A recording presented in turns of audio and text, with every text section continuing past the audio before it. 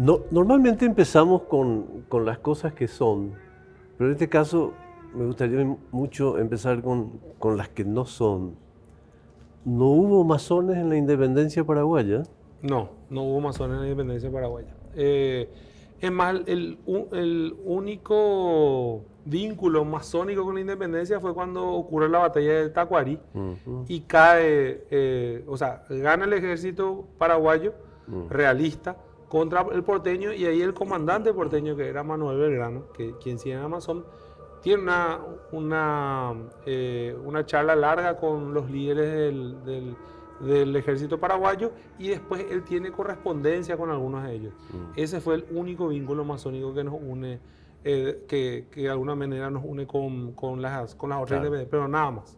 Digo porque, no para ahondar, sino quizás una brevísima referencia, los otros procesos independentistas estuvieron muy marcados, ¿no? Sí, de hecho, las primeras logias que se crean en Europa, que después de la que vienen patriotas a independizar territorios específicos de Latinoamérica, fueron en logias.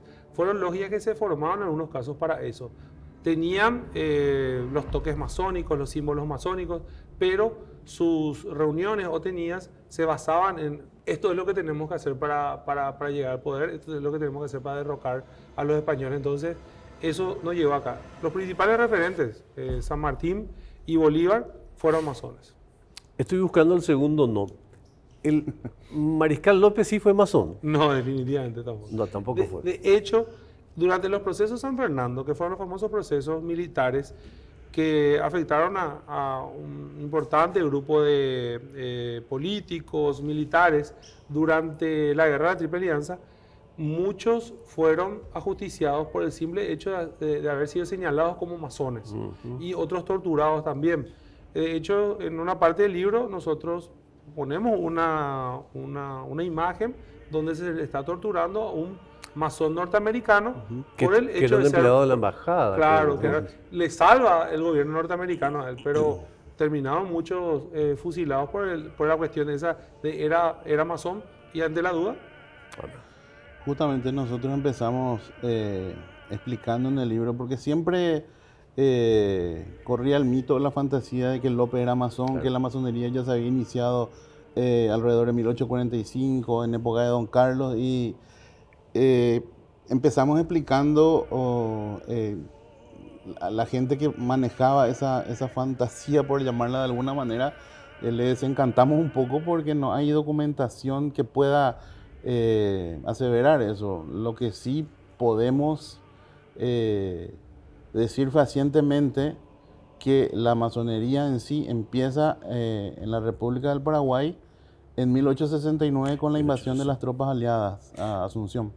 1869, muy marcado por la invasión de Asunción. Ahora, antes de ir a ese hecho puntual, ¿cómo se puede dividir en grandes épocas la historia de la masonería paraguaya? Y la primera época es la que dice Saúl, de 1869 hasta 1876, cuando dejan de existir las logias nuevamente en Asunción, porque se van especialmente el ejército brasilero, que era mayoría en las logias. Uno. Después empieza otro periodo, el segundo periodo, que ya es de consolidación, que va de 1885 a 1896, cuando se crean las primeras logias en el 1887, 87. y en el 95 se constituye el Gran Oriente del Paraguay. Esa sería la segunda etapa.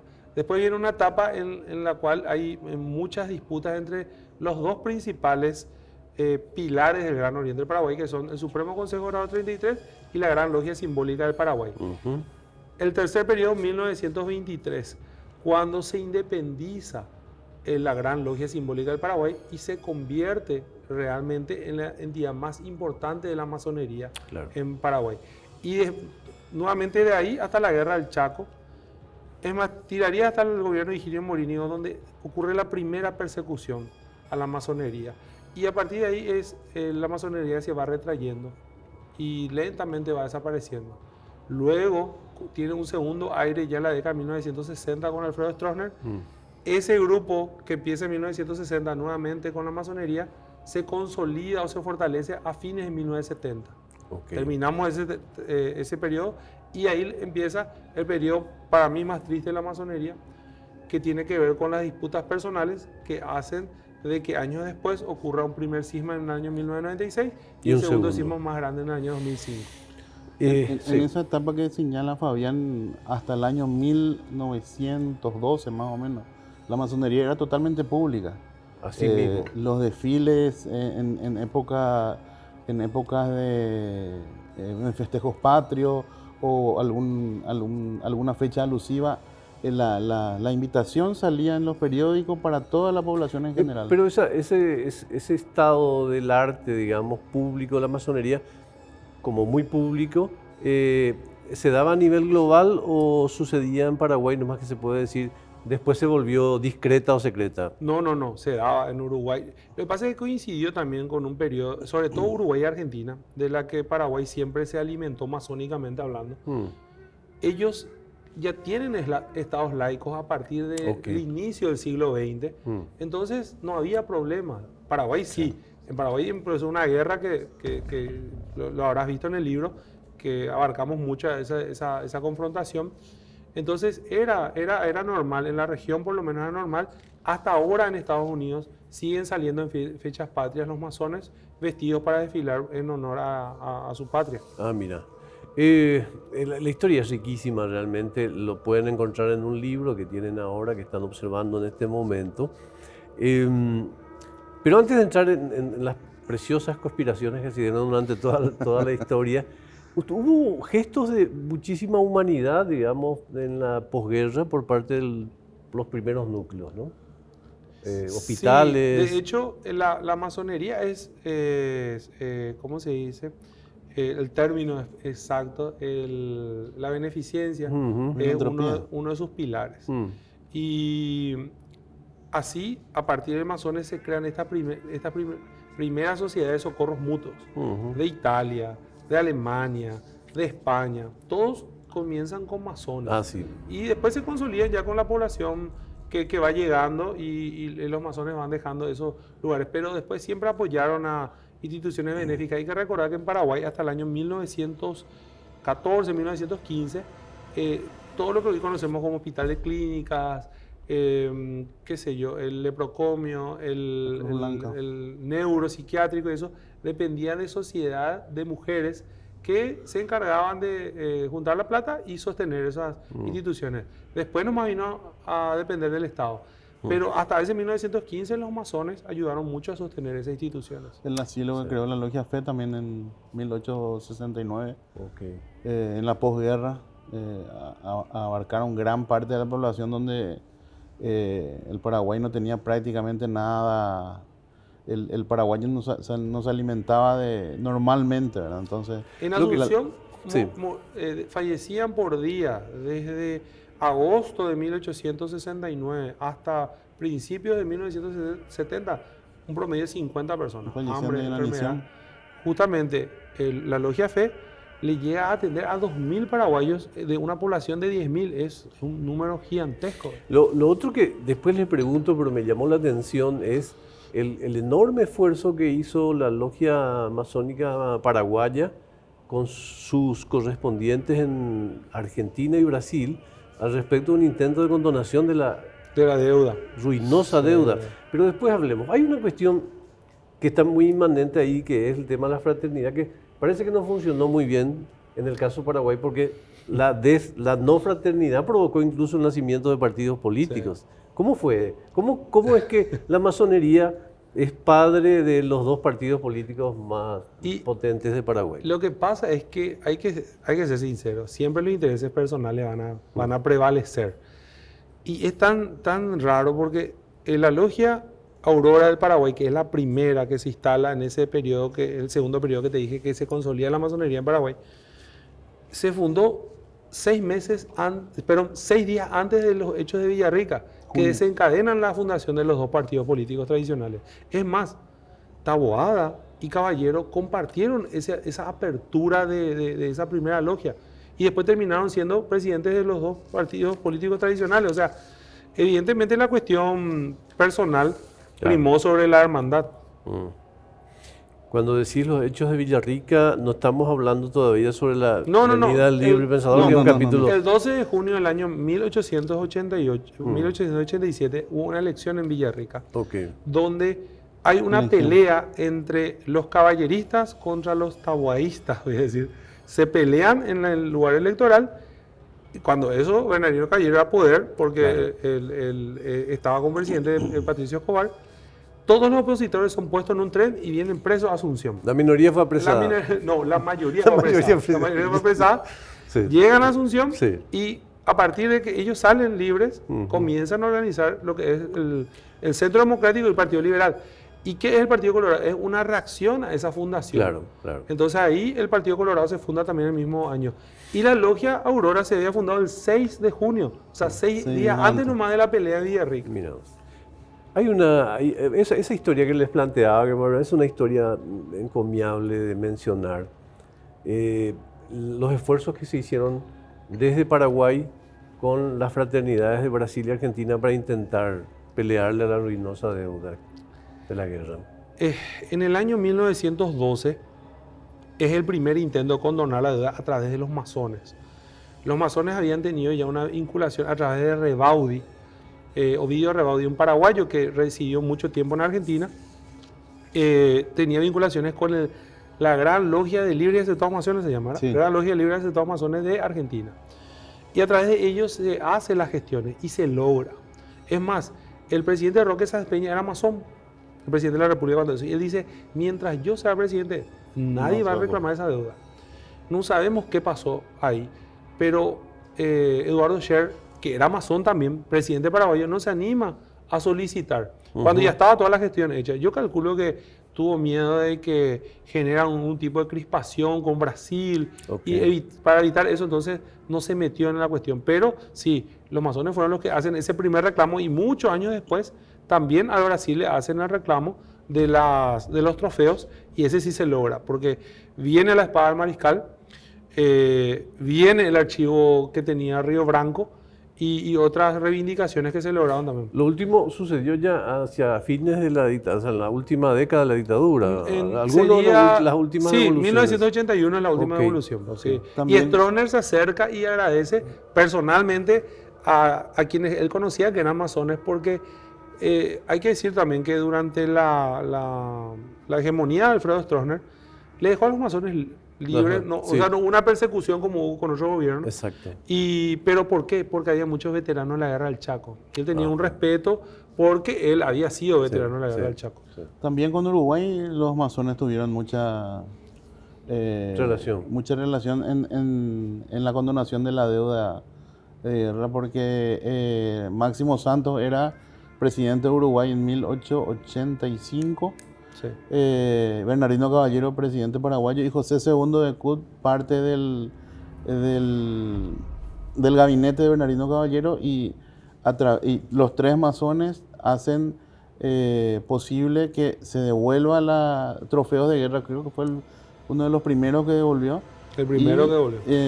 Y se condona la deuda. Lo que hace que ese señor tenga una avenida a su nombre. Sí, Máximo Santos. Es por eso. Por eso. Se fundaron núcleos masónicos en diferentes regiones de Paraguay, que yo no sé si siguen funcionando. Y otra cuestión que me llamó la atención es cómo estaba muy vinculado a un factor que entonces era preponderante, que era el puerto. Concepción, Humaitá, Pilar, Encarnación. Que la masonería sigue con núcleos o se ha centralizado más en este tiempo. No, tiene núcleos. De hecho, la masonería, hay que decir que la ciudad más importante del Paraguay, hablemos del siglo XX, empieza el siglo XX, fueron Concepción y Villarrica, donde ya había núcleos masónicos que dependían de esa central en Asunción. Después, esa de Humaitá que vos decís ya desapareció en el 76 cuando se van los consecuencia de la guerra, directa consecuencia. Sí. Después la Encarnación se funda ya por la década de 1920. Cuando desaparecen prácticamente todas estas logias del interior con la revolución de 1922, que fue mucho más sangrienta que la revolución de 1947. Cuando termina la revolución, prácticamente habían sido abandonadas las logias del interior del país y muchas logias de Asunción. Ese fue el evento que cambia la nomenclatura de la masonería en aquella época. El punto de la revolución del 22 y el exterminio de muchas sectas, de muchos núcleos, ¿por qué esa razón puntual en relación a esa de tantas revoluciones? Porque fue brutal y justamente afectó las ciudades más importantes del país, que eran Villarrica, Concepción y por supuesto Asunción. Y eso hizo que la mayoría de los que eran masones eran comerciantes, profesionales y otra vez más de la mitad eran extranjeros. Entonces, esa gente dijo, no, acá no se puede vivir. Muchos se fueron a Villa Corrientes, otros a Buenos Aires, otros regresaron después de muchos años, pero ya no volvieron a instalarse en logias masónicas. Y también los mismos paraguayos, generó un éxodo paraguayo dentro del mismo territorio. Muchos decidieron, bueno, vamos a quedar en Asunción. Ahí las cosas están más tranquilas. ¿Por qué? Porque en el interior era algo anárquico a veces sangriento. y mucho más brutal también. Sí. Ya estamos caminando desde la preguerra grande hasta el 22 y no ejercimos una cuestión que puede ser muy, muy curiosa para la audiencia, que es poner nombres sobre la mesa, digamos, ¿no? ¿Quiénes son 10 personajes famosos solamente de ese tiempo que fueron masones, por ejemplo? Bueno, empezando en Entre la posguerra y el 22. Sí, Bernardino Caballero se inicia en el Brasil en 1870 y a partir de ahí todos los presidentes hasta 1912 más o menos, todos fueron masones. Y parte del gabinete, el 90-95% de todos los presidentes también fueron masones, ¿verdad? Para ir a nombres, el primer presidente constitucional, Cirilo Antonio Rivarola, luego Juan Bautista Gil, luego Cándido Vareiro, luego Bernardino Caballero, Patricio Escobar, Juan Huberto González, Juan Bautista Urquiza, todos masones. Emilio Acebal, que su hermano también Benjamín Acebal, que tuvo que ver con el tema del Chaco, que Paraguay se quede con lo que hoy es el departamento de presidente Hayes. Después tenés ahí también Eduardo Scher, que fue el que dice Saúl, el último presidente de ese periodo que fue masón. Y la política paraguaya totalmente... No se puede decir, había más masones en el Partido Colorado que en el Partido Liberal o viceversa, o sea, era transversal a los dos. De hecho, los ideólogos de ambos partidos, los ideólogos del Partido Colorado son José II de Cut y Juan Crisóstomo Centurión, masones. Por el Partido Liberal, los ideólogos, o sea, quienes escriben, redactan sus estatutos, Cecilio Báez y Zacarías Caminos, masones también. O sea, todas las directivas, esos dos, cuando empiezan los dos partidos, las directivas, las cabezas, eran todos masones. No es que había 3 masones, no, eran todos masones. O sea, esa era la influencia que tenía la masonería todavía cuando eso. Hay un capítulo, una historia, en la página 267, les recuerdo, el libro se llama Masonería Paraguaya, que es fascinante, porque ahí entramos en esto que trato de parafrasear a Joaquín Sabina cuando habla de la mala salud de Hierro, y hubo y persiste quizás una mala salud de Hierro en la relación entre la masonería y la iglesia. Y ese capítulo es ilustrativo para señalarlo. ¿Qué pasó en Villarrica en tal año? De Villarrica va a hablar Saúl, pues yo te iba a hablar cómo se inicia. El año fue 1913. 1913. Bueno, el problema es que la masonería y la iglesia venían con una disputa ya desde mediados del siglo XIX, cuando un papa saca una encíclica que se llamaba Humanus Genus. León XIII. Que ustedes pueden googlear, van a encontrar en internet y después comiencen a ver todos los mitos sobre la masonería y van a encontrar que todo está escrito ya en Humanus Genus. Y a partir de ahí empieza una disputa importante en todo el mundo. En Paraguay no. ¿Por qué? Porque la guerra de la Triple Alianza había diezmado también el clero. Y tardó en reorganizarse la iglesia paraguaya y recién comienza su periodo de consolidación con Juan Sinforiano Guarín, cuando él asume.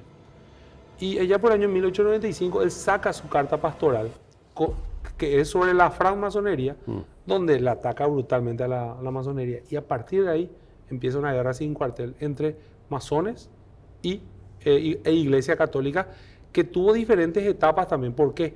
Porque allá por 1910 los librepensadores de la región tenían tanta fuerza que habían logrado justamente los estados laicos, matrimonio civil, divorcio, menos acá. Acá no se logra el divorcio, voy a contar por qué. Eso hace que la disputa parecía hasta que iba a ganar la masonería, como ocurrió en Uruguay, por ejemplo. ¿Con qué capítulo en particular en Uruguay? No, ellos ya sacaron una ley de conventos. El general Máximo Santos del Carlos Saúl ya había sacado una ley de conventos donde prohibía la instalación de conventos por un tiempo. Mira. Entonces, eso ya había ocurrido faltando 20 años para que termine el siglo XX allá en Uruguay. ¿Podemos disculpame te interrumpa, solamente para conceptualizar, porque podemos hablar de los temas específicos como por ejemplo el matrimonio civil, probablemente la educación laica, no sé si también. 1902. Pero en concreto me parece que el concepto genérico de la confrontación es dogma versus libertad. Sí, ¿no? así mismo. Así es, Ese es dogma y es la disputa de la masonería con todas las religiones. Porque no es solamente con la Iglesia Católica. A nosotros nos afecta la Iglesia Católica porque el 99% de la población era católica en aquella época. Y eso deriva en esa confrontación que te va a explicar mejor un villarriqueño. A ver, ¿qué pasó en tu valle un día como ese? Bueno, estaban en boga los libres pensadores que le llamaban en esa época. Entonces un libre pensador chileno vino a hacer gira por Paraguay y le llevan también a Villarrica, como bien explicó Fabián, era una de las ciudades más importantes y anuncian su presencia con diferentes temas en el club, en el Porvenir Guaireño, que es un club tradicional que existe hasta hoy. Cuando se entera el párroco, justamente Juan Sinforiano Bogarín estaba de gira y estaba en Cazapá. Entonces le hace llamar al párroco y le dice que esa conferencia se tiene que suspender a cualquier costo, le dice. Entonces el cura párroco no tiene mejor idea que armarle una emboscada. Terminó mal. En el sentido criminal de la palabra. Sí, totalmente. una emboscada, era matarle. Era matarle, terminó mal herido. Hay incluso fotos de la época donde literalmente le parten la cabeza. Pero con el agravante creo que lo llamó y conversaron previamente. Con el sacerdote. Sí. Habló con el sacerdote. El sacerdote le quería sacar información, pues. Quería sacar información de qué iba a hablar. Lo que pasa es que este chileno, Elizalde era su apellido, él fue país, él fue sacerdote. Y se dio la vuelta. Era aún más importante. Se dio la vuelta. Y antes que termine Saúl, este señor vuelve al convento siendo viejo. Volvió Volvió a creer. No, y terminó ahí. Le agarraron a los autores materiales y el cura párroco se dio una escapadita. Nosotros encontramos, lo que es interesante también, cuando encontramos el relato, encontramos los nombres de las personas que participan de los actos a favor del libre pensador. Entre ellos, por ejemplo, encontramos así, pudimos encontrar que Manuel Ortiz Guerrero era masón. Nosotros no sabíamos y con los documentos de Villarrica comenzamos a ver y encontramos una carta donde efectivamente Manu era masón. Así mismo.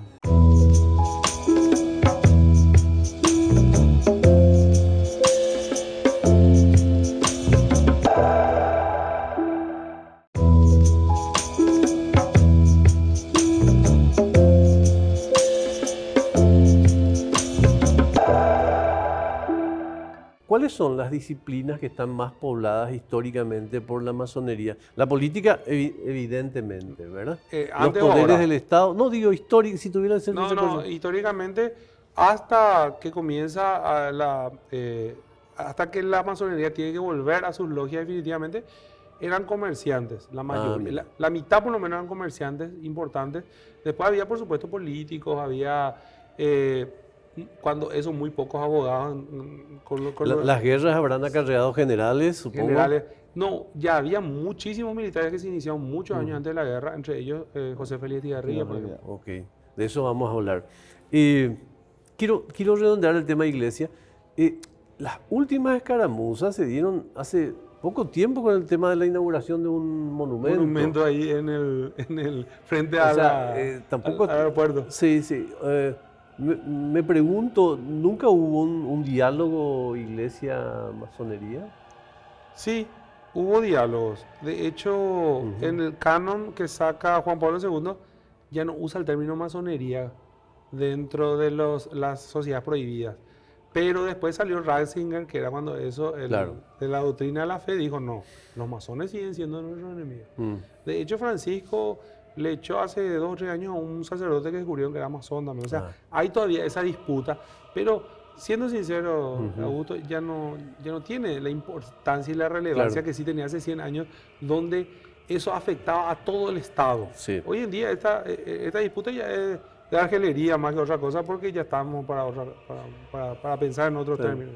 Quiero detenerme en esto del monumento de la discordia, el último, lo del aeropuerto, porque eso me lleva a recordar que desde la constituyente del 70, creo, ¿no? Sí.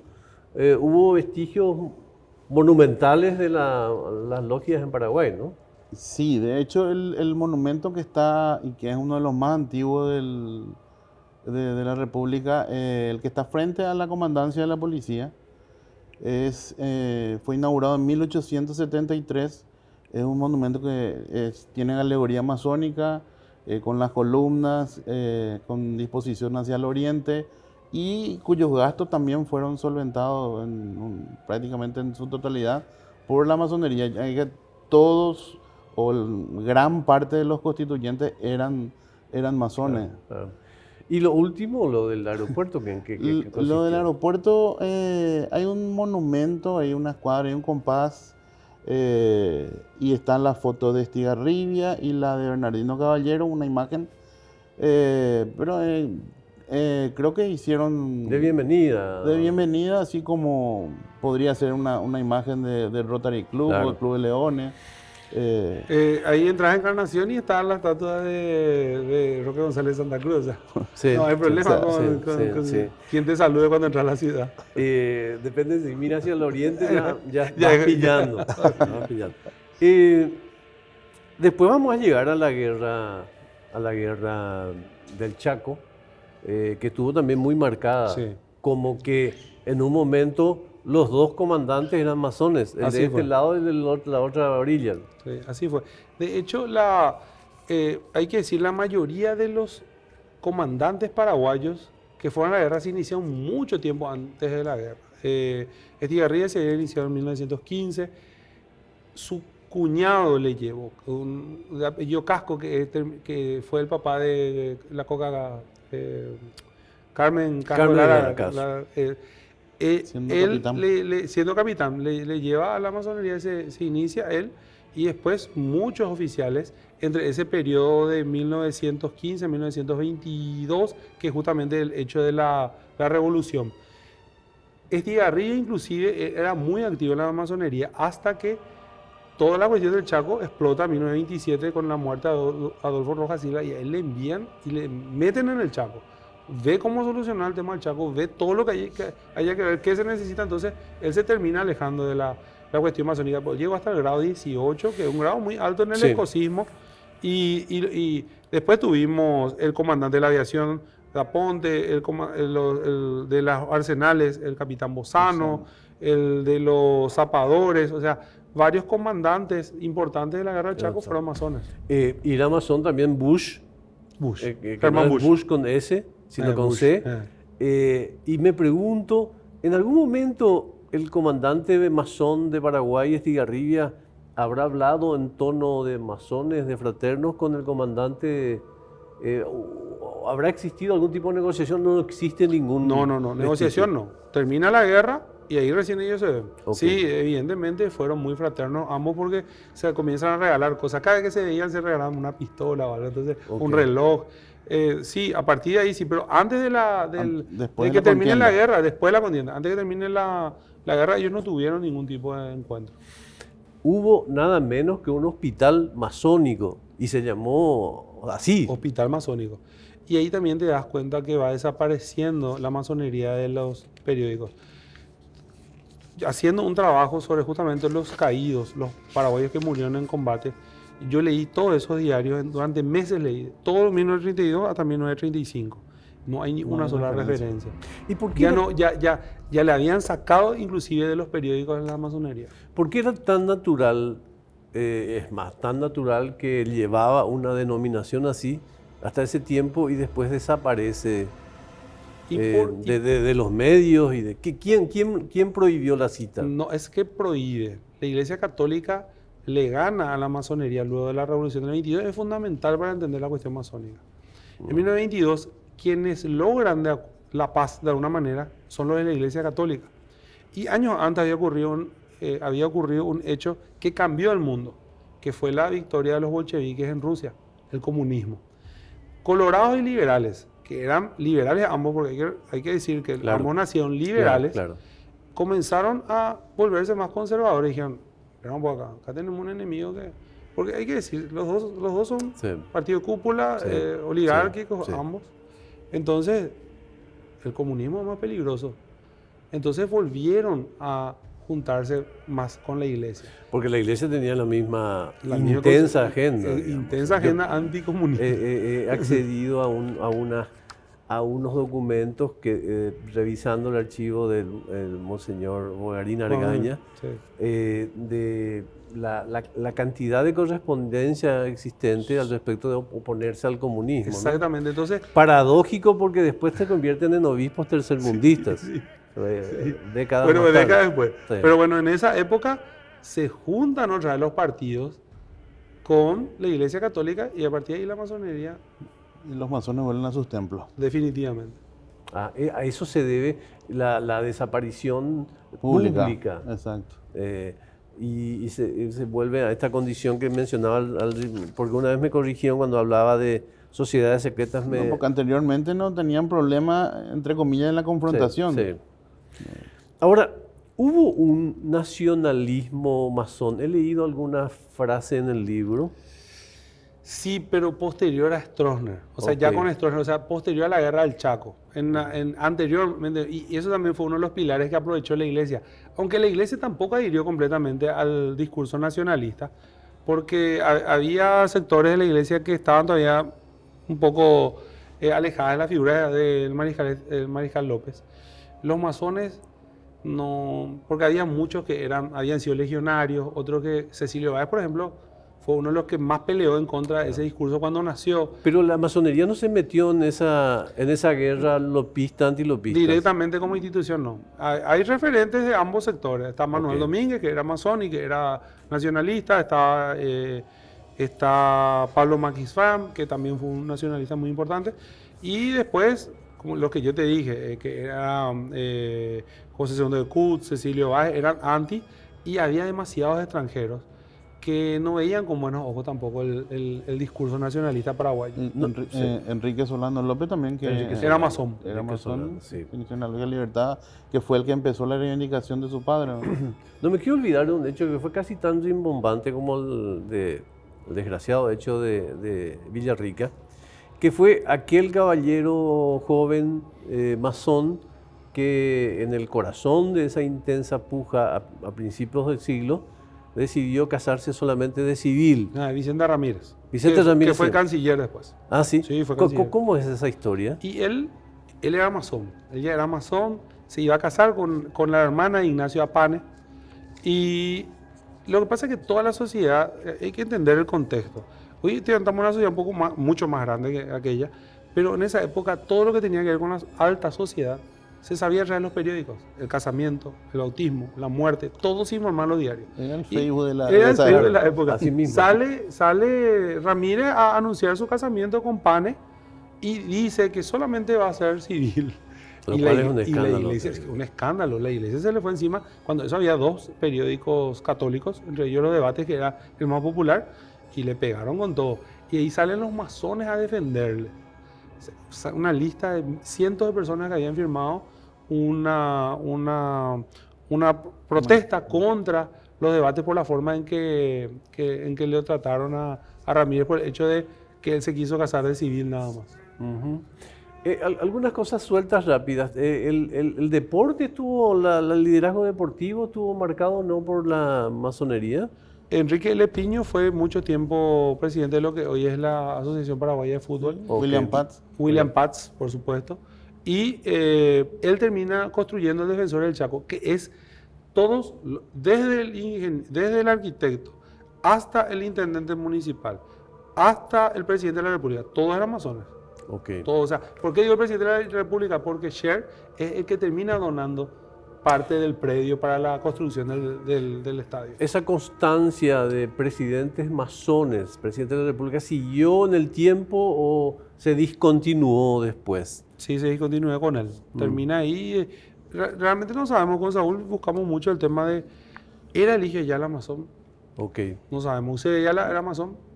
Se dice, pero no Ok. pudimos. Documentación fehaciente no encontramos. Sí, sí. El último fue Tomás Romero Pereira, Ok. antes de Stroessner. Antes de Stroessner. Un tema que siempre se plantea es el tema de la mujer y la masonería. ¿Qué se dice al respecto? Lo que pasa es que la Gran Logia Simbólica del Paraguay tiene su cabeza en Inglaterra. La Gran Logia Simbólica del Paraguay depende de La Logia Unida de Inglaterra. la Gran Logia Unida de Inglaterra. Y allá no permiten todavía. Es una cuestión de regularidad. O sea, vos cumplís las reglas que te pone la institución madre y esa institución madre todavía no acepta mujeres, aunque lo vienen estudiando ya hace un tiempo. Claro. Lo que sí hay es logia masónica de mujeres acá, Caramba, ahí sí se parecen a la iglesia. bastante. Pasa que históricamente la masonería eran constructores, Sí. constructores de las grandes catedrales, que ellos tenían los conocimientos en esa época para construir ese tipo de obras, ya que no existía facultad de ingeniería o de arquitectura. Entonces todo el simbolismo masónico se basa en construcciones, y las construcciones antiguamente eran realizadas solamente por hombres.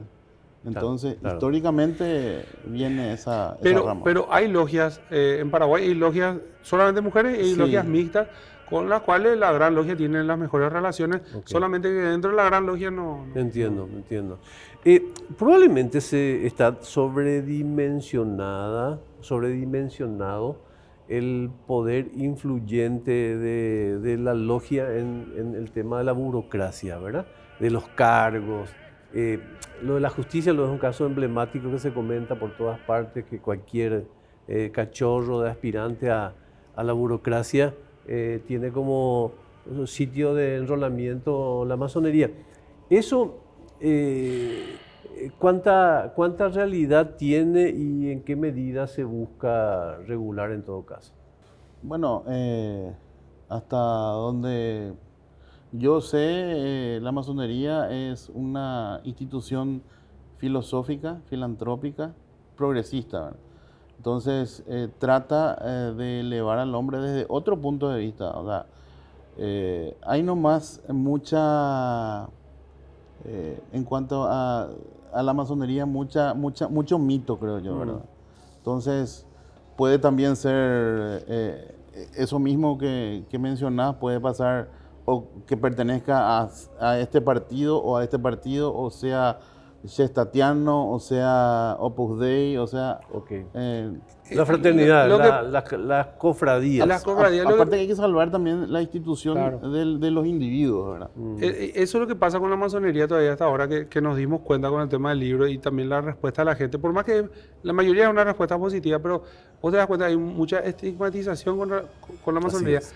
por una cuestión de que sale algo y diga, no, ese es masón, todos los masones son iguales. Pero nos medimos con la misma homogenización. vara, qué sé yo, salió Sí. este bombero que le acosaba a alguien y nadie dijo todos los bomberos son acosadores, Así o el es, así pastor es, narco, así nadie es. dijo todos Sí. los pastores son narcos. Entonces, hay todavía mucho que tiene que ver con esa disputa de la que hablamos al principio, que es la disputa con la iglesia, que instaló muchos mitos con la masonería.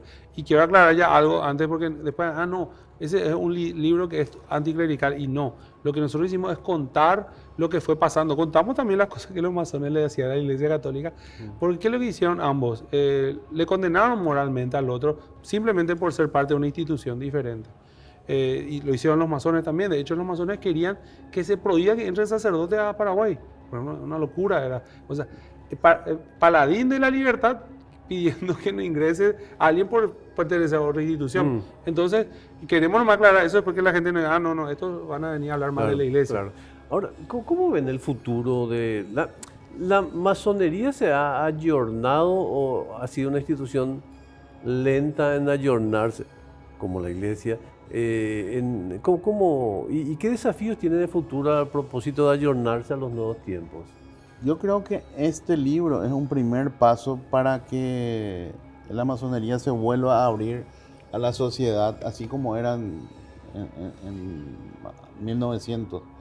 Entonces, y justamente la señal que recibimos desde el lanzamiento del libro, con la participación de la gente, con las diferentes opiniones, creo que es una señal altamente positiva de abrir nuevamente lo que es la curiosidad, la masonería, contar y desmitificar muchas cosas y abrir definitivamente, repito, como era en un principio, ¿no? De hecho, la sociedad servía de contralor de esos masones. Al ser públicos, servía también la sociedad de contralor.